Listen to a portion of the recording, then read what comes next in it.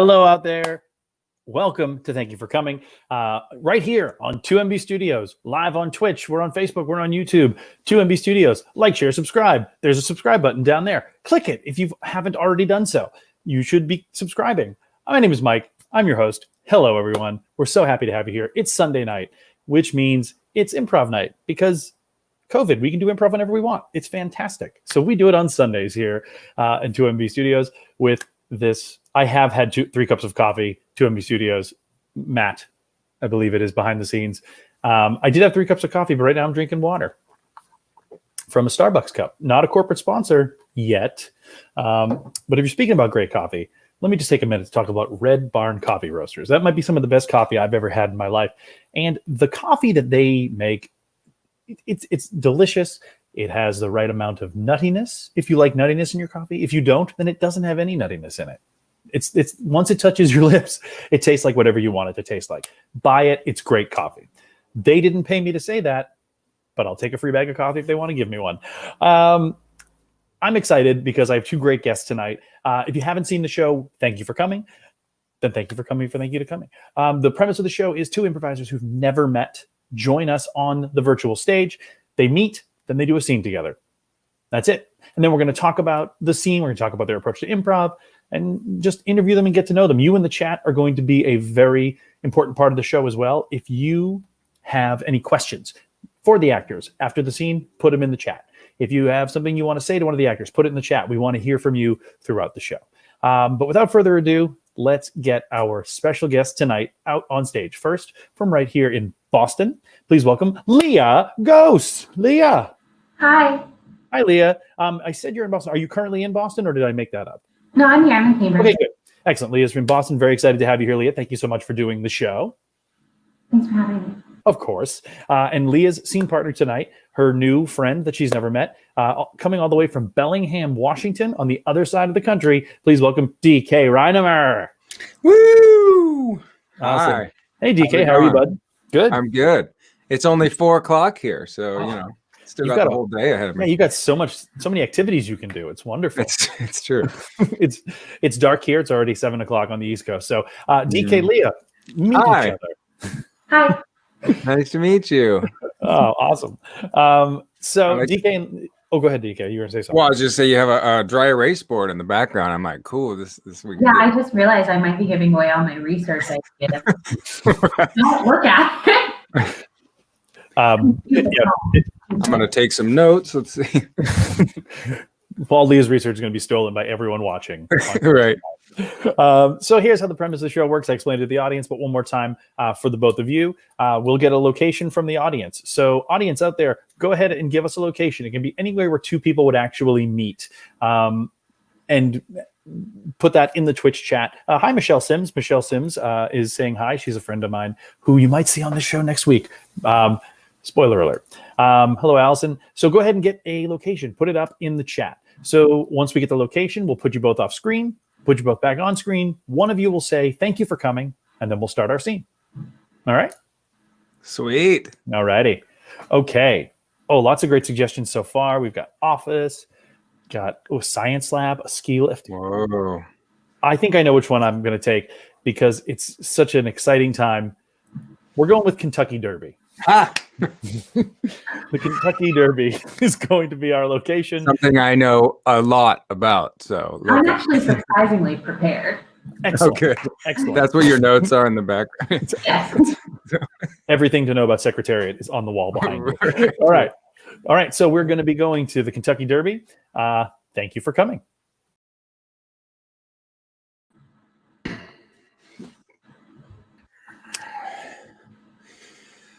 Well, thank you for coming. Oh,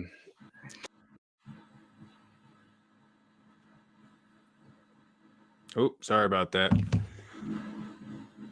Are you hiding details from me? I'm here to present my prize horse. Oh, I'm sorry. I thought you were the farrier to put on the new shoes on the horse. Of course. No. Please, Mrs. Gibbs Withers. Gibbs Withers. All right. Well, I'm Thompson. I run the stables here. It's good to meet you. We've heard a lot about you And my horse. and your horse, of course. Yes. We're ready. We're ready to race today. Well, I would hope so. It's a very exciting race. There's a lot riding on this race. Riding. Sorry, couldn't help that one. Well, I should tell you, my horse today, as you know, his name is Rides with Bulls. He's in a mood. He's in a mood. Oh dear, something go wrong in transport? I know the freeways can be tough on a horse, especially ones like these. They're a little bit of a prima donnas, you know. The hills and the mountains. Yes, the ups and the downs. And you came from all the way from Denver, as I says here on your chart. Yes. I know all about Denver and the altitude. We're ready with the altitude change. We're ready, but I will admit, Rides with Bulls is something happened, as you said, on the transport, and I'm ready to admit it. Oh, geez. No accusations. What happened? I think Ride with Bulls realized he's a horse. Had self-actualization, like came to some sort of realization. Is that what you're saying? Like became conscious? Yeah, I think so. I really do. And for me, this is challenging because if my horse knows he's a horse, I'm under the impression he realizes his life sucks. Well, does it? I mean, you're the caretaker of the horse. I would assume you would take care of the horse, give it proper stables and watering and feeding and brushing. I mean, of course. But ask yourself, okay? Okay. If you were a horse, going up to race. Sure. And you had to live in a barn. How would you? Well, I assume there's a door to this barn, so it is a free-range horse, right? So there's access to the outside. I've got a warm stable where I'm hoping hay, maybe some other horses around, some other friends, someone to feed me every day. One of those things that covers the eyes when the flies get bad. It sounds pretty good, actually. I think I might like to be a horse. But anyway, you're saying the horse is unhappy, rides with bulls, runs with bulls?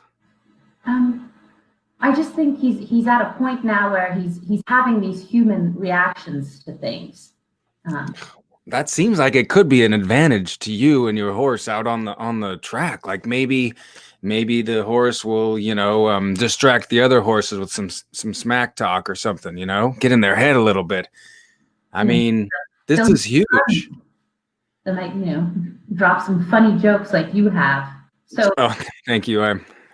I do open mics every once in a while. I can't. What are the symptoms? Like, how do you know that your horse has become conscious that it is a horse? Has this sent it down some deep spiral of psychology? Yeah, Rides with Bulls. It kind of seems like he's one like I'm naked. What, he runs like you're naked? No, he's giving off like I'm naked vibes. Oh. I like cover him. So some shame, a little bit of shame, a little bit, or vulnerability. I mean, you could look at it two ways, They say when you're giving a public speech or something and you're nervous that you should pretend like everyone else is naked. I guess that's the reverse. So I don't know. Horses are naked. Or would we say they're not? Except for that eye thing in the saddle, I imagine that's like a little bikini of some sort, maybe. I would argue that too. Just not places then. And I would say, since all of this started, he's also been doing this. Rides with Bulls is a male horse and has therefore also been trying to explain to me things I already know. Yeah. Horse-splaining. Is that accurate? Horse-splaining. Yeah. Well, so I mean, I don't know what to tell you. Are you going to pull him out of the race, or I feel like you've come all this way. If he's willing to ride, and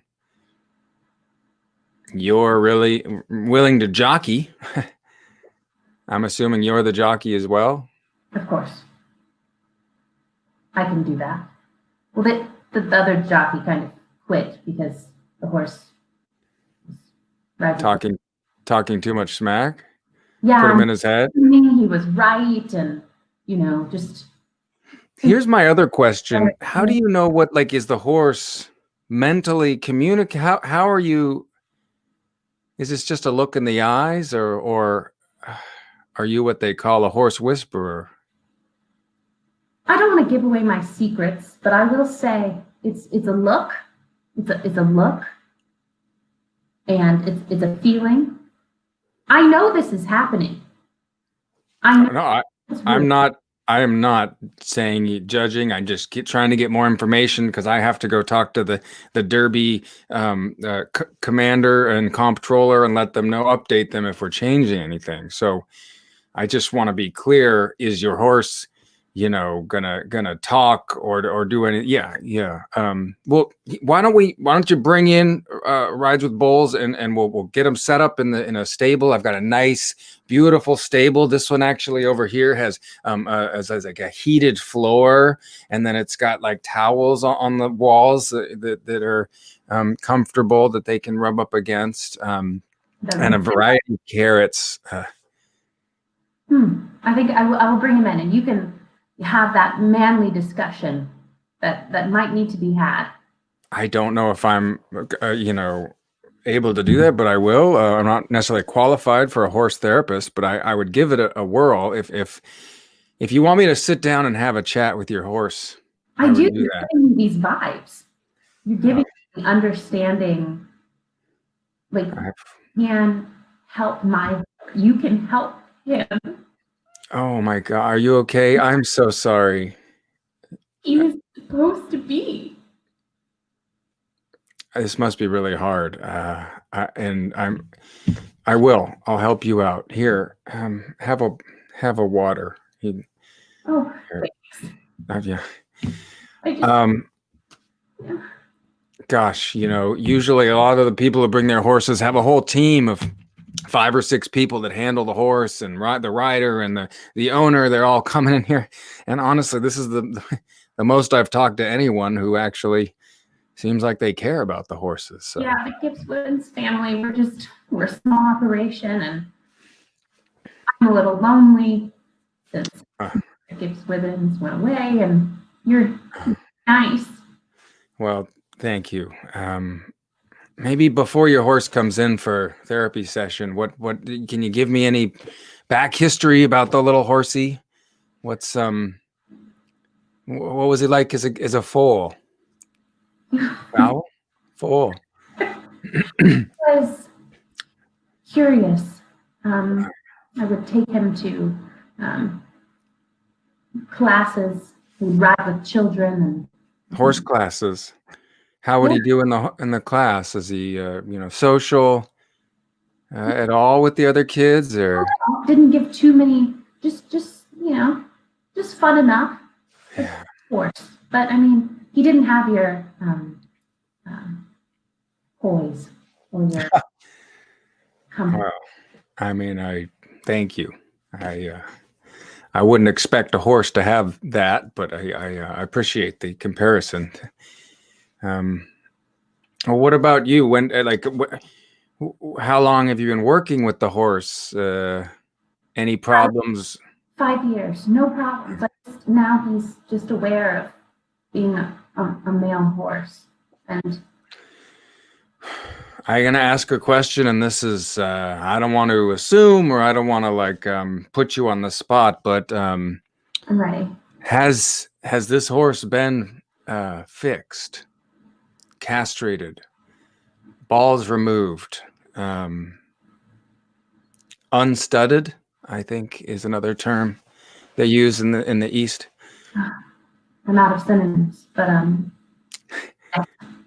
I think that was plenty. What? Yes, he has, or no? Yes. Oh, How long ago? 2 years. Okay, yeah. Face. What is your face saying? Why are you making that face? Well, I just think that's, a horse has this sort of connection with its horsehood, and then it's lost. Yeah, it can really send a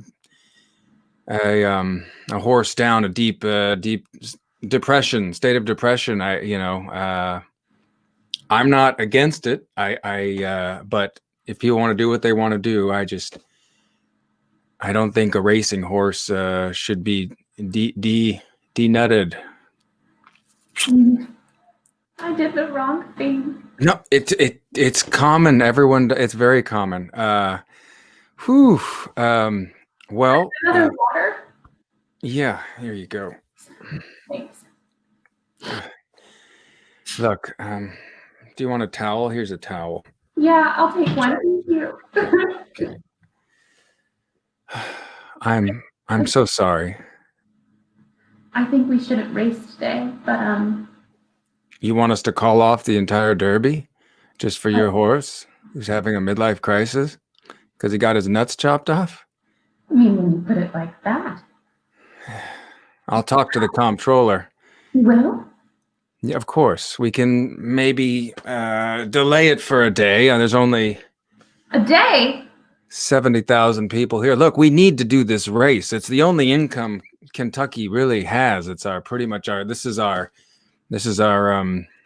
stud, right? This is our big fundraiser for the state is the Kentucky Derby. People come from all over, from miles away. Not for the whiskey. No, just for the derby. Not for, well, yeah, but we sell a lot of whiskey, so that's a good point. We should race. We should race. You've been so helpful. Well, okay, all right. Bring in your horse. Bring in runs with bulls, and definitely not runs with balls, because that's not. Sorry, I couldn't help it. Look, oh God, here's another towel, and here's a water bottle.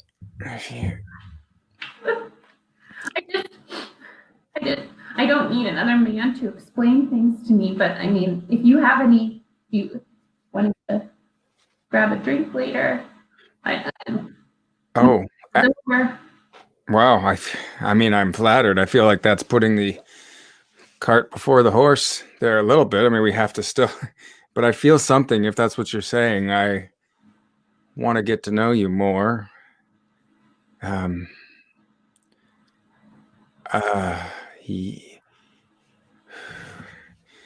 I have that water bottle back? Yeah. Okay.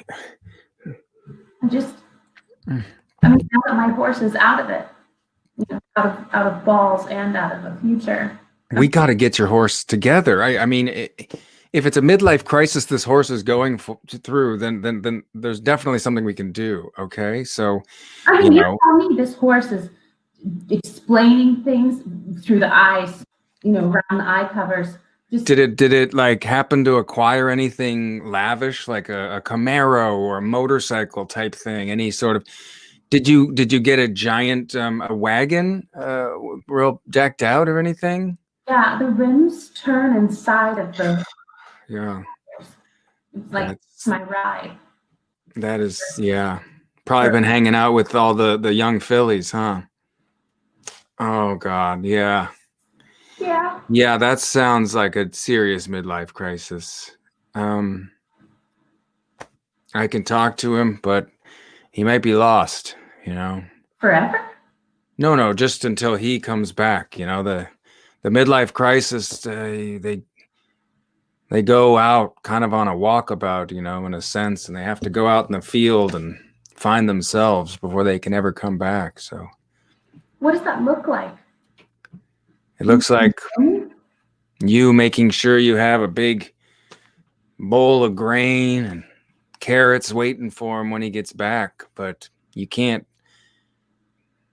bring a horse. You can bring a horse back from a midlife crisis, but you can't make him turn in the wagon with the rolly wheels. Such a fresh.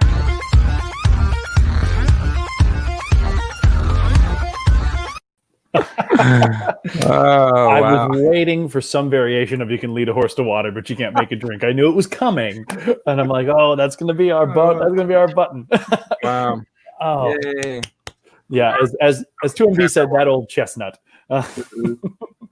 Oh, there was a lot of fun things in that scene. First of all, thank you both so much for being here. How did it feel to do some improv? Because I know, Leah, we were talking a little bit beforehand, and I don't know, DK, how much improv you've been doing online, but like, Leah, you said something earlier, like, I've almost forgotten how to do this. And but we've all said that, like, we're all in that same boat. But like, when you guys were playing together, it was so fun to watch you play. So how did it feel to hop back in? I don't know DK, but it was like, oh, he seems, I was like, cool, I'll trust him. Mostly my referral. Oh, good. Same to you. It was fun. Yeah, I mean, I felt totally safe, and it was delightful just to like let, whatever happen. And I think one of my favorite things is performing with people that I've never met or have just recently met and never performed with, because it kind of forces you to be a better improviser, just in the sense that you have to listen more, and because I have no idea how you would play, so I can't get like lazy, and so that was really nice to just be in that state of alertness. But yeah, I've done very little improv show type stuff on Zoom, so it's tough. It's been tough to find what translates to an online show, because a lot of shows will try to do what they were doing on stage, and we tried that for a while in different iterations, but then you find something that speaks to the new, essentially the new stage and new genre that we're all playing in. It's fun. It's a fun new frontier. You're getting a request to start an improv duo right there. Oh, sweet. Done. I think you would be a rockin' improv duo. All Derby. We'll call it the Kentucky Derby, and we do all horse related improv. That would be fantastic. Yeah. At one point, like people were talking about how you were just eviscerating Kentucky throughout that scene. Like, this is your economy, like 100% horses. 100. I do want to meet see if we were doing this scene on stage, I guarantee we would meet the Derby comptroller, and then I the horse coming in. It was really fun. I liked where we got with it. There were so many things. I was thinking that exact same thing as I was watching this. I was like, if this were on stage and this were like an open show, my God, the two of you just threw out all of these beautiful gifts that on the sideline, just salivating to play. Like, like Leah, I loved that you gave the horse a midlife. You put him. He's having human feelings. Like he's I think the line you said was, when a horse knows it's a horse, its life sucks. Like that is such what a great line. Like, can I don't know if you can even think about, because I know I've been asked this question and I sometimes can answer it, sometimes I can't. What inspired you to say, oh, this horse is becoming a human being? Like it became aware, it came online. Like, what he self-actualized as Benny Skur mentioned, he self-actualized, which was a great line. Like, what led to that? Like, inside your improviser brain, what led to that? Well, I was like, I don't know enough about the actual Kentucky Derby outside of we used to just drink for it in college. And so I was like, well, where can we take it? And I guess I honestly did have this thought where I was like, if I was on stage, I'm giving myself the gift of another person's character. Mm-hmm. Forgot we were not there.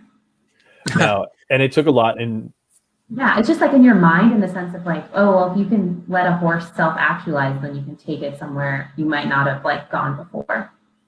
Yeah, but that was such a cool moment for me too, because I think we alluded that something had happened, and we kind of set up that you had driven a long way, and I was like, well, I don't know what happened, and I was like, I was thinking it could have been an accident or anything like that, but I loved this choice because it led to such a fun world to explore.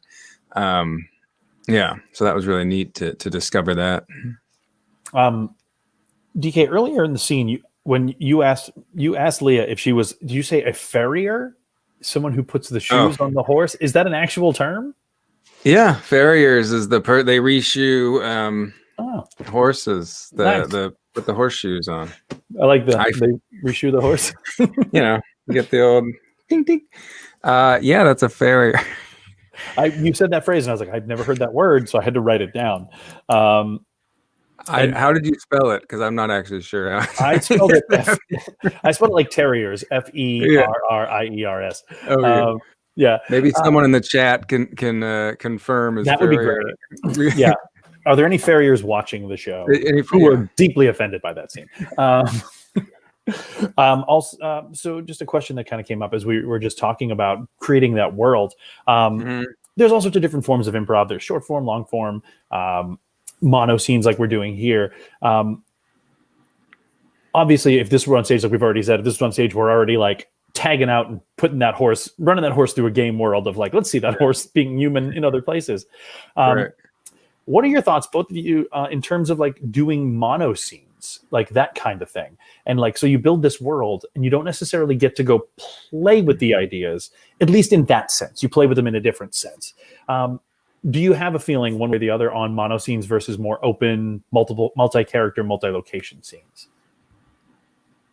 And I ask that because that was just an interesting thing that happened in this scene. Like the previous scenes that we've had in the previous weeks, the relationships in the world they created was more insular. Whereas this one, I think you guys had a great relationship, but you also built such a fun world to explore where we didn't necessarily explore it, but we talked a lot about it. So we as the audience were creating such a visual of this world. Like I imagined a field next to the Kentucky Derby where the horses having their midlife crisis is just go walk and figure it out. So what are your thoughts on mono scene work versus more open stuff?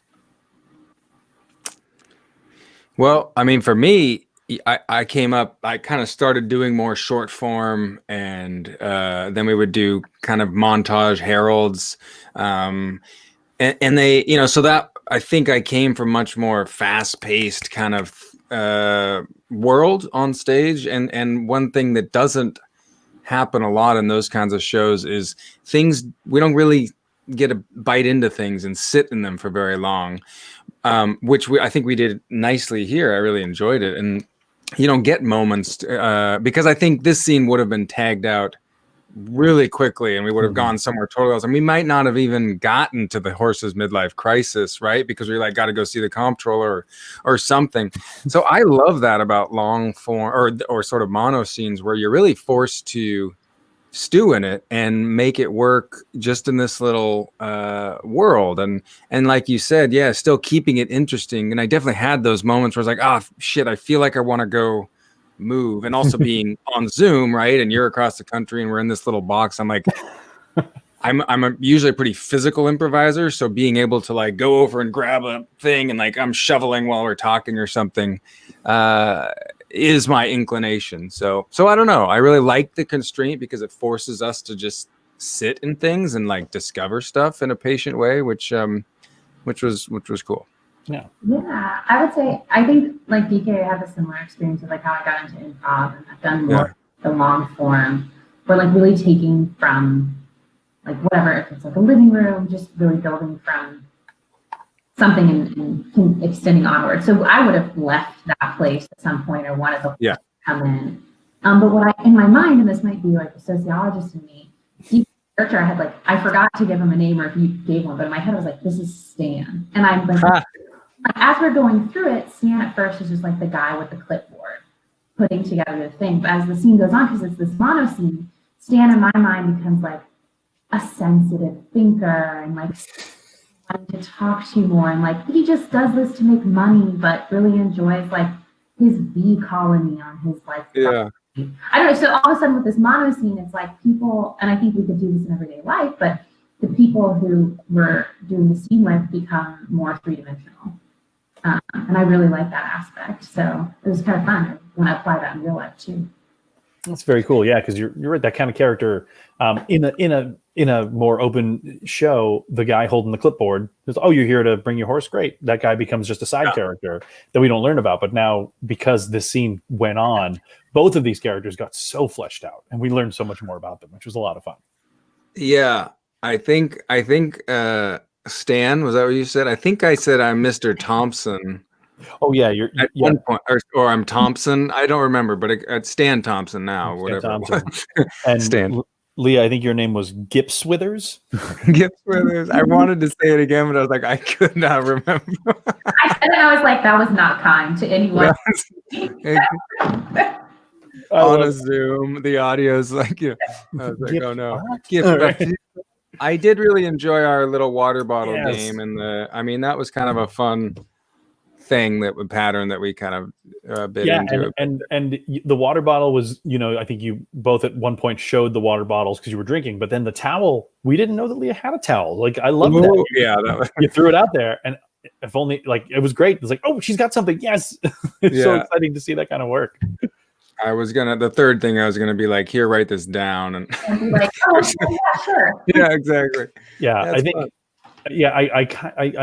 I'm mad that you didn't do that, DK. You got the scene. I had no idea. I was like, right. I know. Sorry. We got to keep. That's my fault. I'll own that. Chat, light me up. Tell me how much of a jerk I am. Can I ask how long that was? Like, how long did we go? Yeah, you guys went for it was 2 minutes. 16. It was about 15 minutes. Holy crap. Yeah. That's wow. It did not feel like that long at all. That's why I was like, oh, okay. Yeah. Totally. It really does make me miss being in person. Yes. I get a lot from that. And so this is fun, but I was like, I think a lot of what I do as an improviser comes from like catching someone almost like in real life time, like jolt, or like their eyebrows come up, and you have to move with that. And here it's like you want to, but you. Well, and the delay, there's a tiny bit of a delay. It's hard. Yeah. Same. There was definitely, as the scene went on, there was definitely a couple of moments, Leah, specifically like where you said, what is your face saying to me? Is a line you said to him because you had a reaction. And that kind of improv where something so small can lead you into this really cool place. And in mono scenes, there's a great opportunity to really dig into each other. Awesome.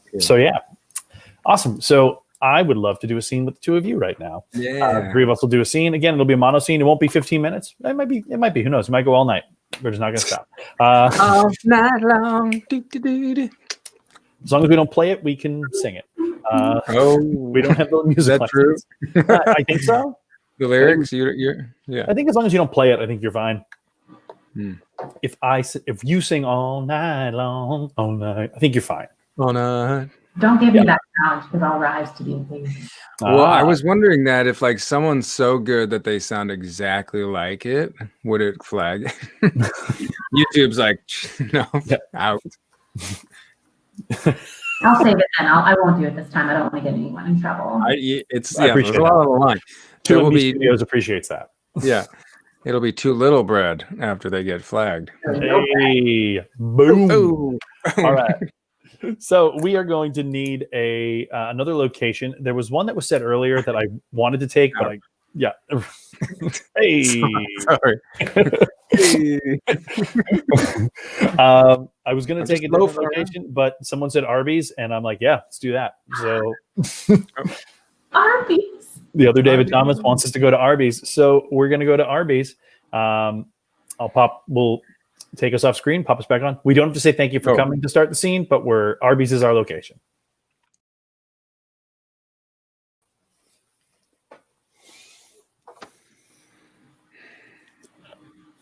How's it taste? It's like tastes like heaven. Tastes like heaven. Yeah, it's got double sauce. I know, it's double meat. All over my hand, and I'm not mad about it. I'm thrilled about it. That's what the marketing team thought. We want more sauce, more meat. People aren't going to be unhappy with more sauce and more meat. Who could be unhappy with that? How does it make you feel? Good question, Tammy. Good question. How does it make you feel? Well, it makes me feel nostalgic. For That's a good word. That's a good word. Here, write this down. Oh, sure. Yeah, sure. Thank you. Quick. Here you go. Good, nostalgic. Go more with that. Were you an Arby's fan from a young age, Bill? I was born in an Arby's. Oh, really? Yeah, my mother was an Arby's waitress. Back the Arby's in my hometown had a wait staff. It was like a 5-star Arby's. I've heard of those. They only exist in Arkansas. Yeah. We were We're trying to get a license for ours, but right now we can't. No, it's really hard. I mean, Arkansas, it's like no rules out there, I guess. Yeah, nope. Anyway, All bets are off. Arkansas. #. Anyway, so yeah, I was born in an Arby's, and it was basically Arby's was my preschool, and my elementary school, and most of my high school. I had a regular school that I went to, but I learned from Arby's, and I haven't been to an Arby's in about 17 years. So, Bill. Yeah, sandwich took me back. So let me get this straight. You were born. Did one of the staff help deliver you? Yeah, the head cashier delivered me. Was your midwife? In a sense, yeah. Doula. Wow. Yeah, my doula. Yeah, my Arby's doula. There's usually the midwife, and the doula, I think, is also the support for the whole. It was a team effort. It was a team effort. Like my mom. That's the Arby's way. That's our motto. It's a team effort and more sauce. Yeah, I did see that above you, and So I have a question. Yeah. Curiosity. Were you also conceived in said Arby's? Funny story. No, I was conceived at a Kentucky Fried Chicken. I have heard they have bigger bathrooms. That's what I understand. I heard you can't actually call it. It's no longer Kentucky Fried Chicken because it's not. It's just KFC because it's not. It's not real. It's not chicken. No. And it's not always in Kentucky. Yeah, well, definitely. You know what is in Kentucky? The Derby. The Derby. That's there, and whiskey. I was gonna say whiskey. Kentucky from the fried chicken, it wasn't marketable. It wasn't selling. Well, Bill, we brought you down here because we want you to be the face of Arby's. Yes. We want you to be the mascot, but without a costume. Like you just be you. I mean, look at you. I mean, looking at you, it's like 2004 rebirthed itself into a man in 2020, and we want that nostalgia. That's the year I went into prison, so it makes perfect sense. Tell us about that. That might be challenging with the PR, right? Well, no, I'm reformed. I went into prison. I did my time. That's a great spin. And now you go in for, as long as it wasn't too bad or bloody. Oh no! It was not a violent crime. I'm not a violent man. It was. I kidnapped. I kidnapped an animal. But it wasn't a human. No, I don't kidnap people. I wouldn't do that. Was it a mascot though? That's very important. Did you kidnap like the Red Robin or the Chuck E. Cheese guy? No, I didn't. I did not kidnap Charles Entertainment Cheese. No, I kidnapped. It was my ex's dog. I kidnapped the dog because I wanted the dog. It was my dog, and I love that dog. Man's best friend. It was right, Bill. Yeah. I think that'll sell well. Tammy, do you agree? As long as it's not a baby, I can spin it. Okay, I can. She can spin it. She's a spinner. When it comes to marketing, it's in social media. It's just like, whoa, what's going on? I don't know. The dog wasn't harmed in any way, shape, or form. Can you bring the dog in? I can't, unfortunately. No. Why not? No, the dog's alive. The dog is still alive. Oh. It is this dog. Woo, that was close. I was worried because the dog was like 17 when I kidnapped it. Oh. But it's still alive. It's actually it's on tour right now because it's the oldest. It's the oldest living dog. It's still alive. Wow. Oh yeah, I heard about the one you can't teach tricks. Yeah, he will not learn tricks. Old dogs. Can't teach an old. Yeah. Yeah. Well, I think we're still a go. Do you have any other weird, I mean, we got to ask, Jared with Subway. Is there anything in them closets, Bill? Like all I got to do is sign this and you're a millionaire.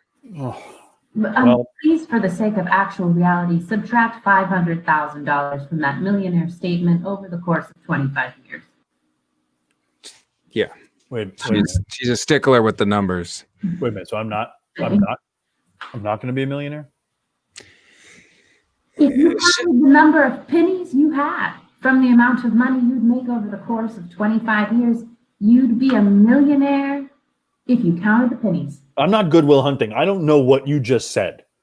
Well, Matt, Matt Damon.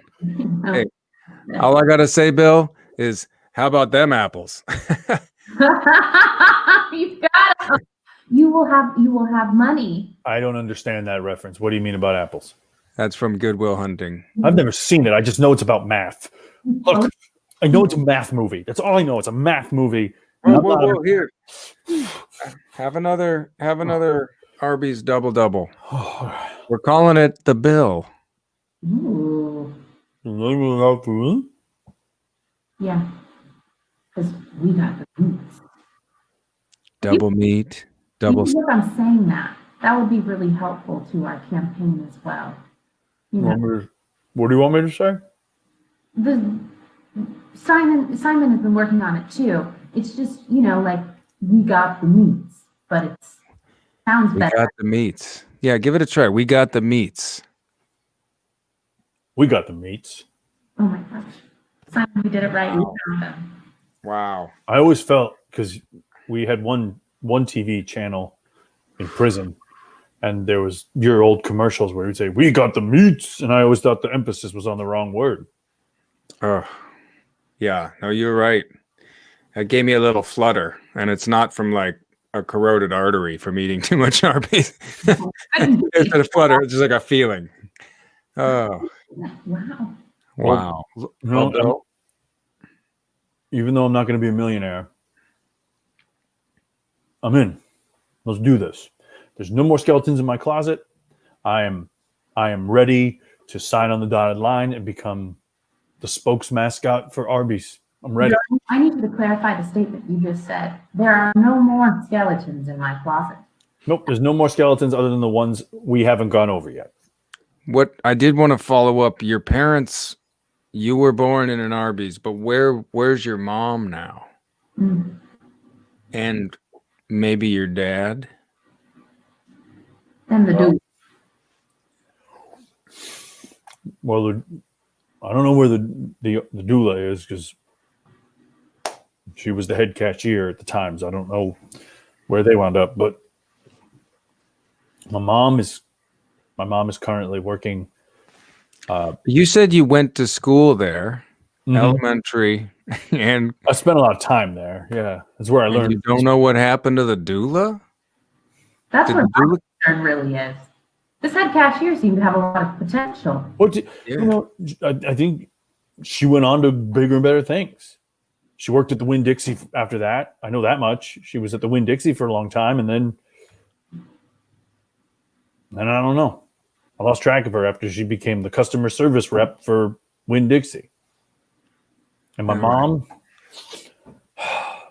mom's a regional manager for Waffle House. Oh. She left the Arby's family. That's going to be real tough. Tammy, can you spin that? Competitor's child, our mascot. I don't know. If it's a Waffle House, I don't know if we can spend that. I'll get her to quit. What about your old man? Nah, you don't want to know about my old man. To clarify, I actually do. I need to write it down. Yeah, the people will also want to know. He was the last mascot we had got tore apart. Just tore apart. The fans, hate. Fine. My father wasn't a fan of the meats. He doesn't like roast beef. He didn't like fried chicken. In fact, don't say it. Don't say that word. He's a vegetarian. No. Give me that. He started sweet tomatoes. Give me that burger back. No, it was a burger? I thought it was a roast beef sandwich. We're trying a different brand.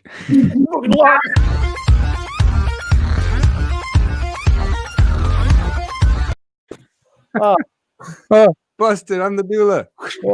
What? You were there the whole time. Oh, that was so dumb. So dumb. I love being dumb. Thank you both for being dumb with me. It was so much fun. So before we get going again, thank you both so much for being here. I would say, do you have anything to plug?